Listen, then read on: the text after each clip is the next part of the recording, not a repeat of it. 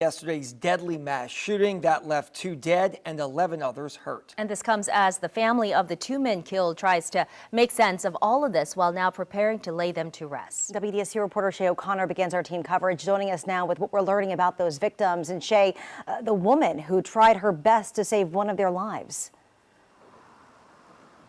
Definitely. Good evening to you, or good afternoon to you, Randy. As you can imagine, a lot of people are still shaken up by what they saw and heard yesterday amid those shootings at the second line. I actually spoke with the family of the 2 men who passed away. As you can imagine, the grief is very heavy. They were related. So this family was related to both of the men. On your screen right now, you should see those 2 men. That's 19-year-old Malachi Jackson and 21-year-old Rayshawn Carter. Now, a family tells me the 2 were family members, uncle and nephew, but more like brothers. Now, those I spoke with, they tell me they were too shaken up to speak on camera, but they did tell me that the boys were loved by those who knew them. Just last night, they were at the 9 Times second line here in this area when they were both shot and died from their injuries. It was about 45 minutes after a mass shooting erupted in another area at the same second line where 10 were shot.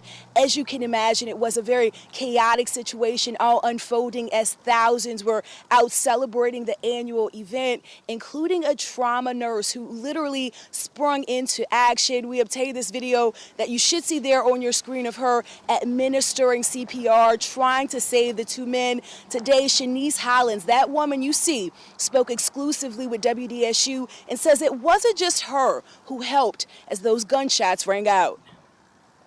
There was a doctor that was there. I will not share her name, but there was a physician already out there checking the carotid, and there was like 2 other young ladies out there. One was attempting CPR, and I let them know that I worked trauma before, and I felt like I would have been a better suit to help with the situation. So we started rotating. Doing compressions. I mean, New Orleans is a beautiful city. There are people that still care. I'm sorry, and my heart goes out to his family. As you can imagine, a lot of people devastated right now. There is a fundraiser that the family did set up. You can visit our website, WDSU.com, for more on this. Reporting live from the 9th Ward, Shay O'Connor, WDSU News. And Mayor Cantrell is speaking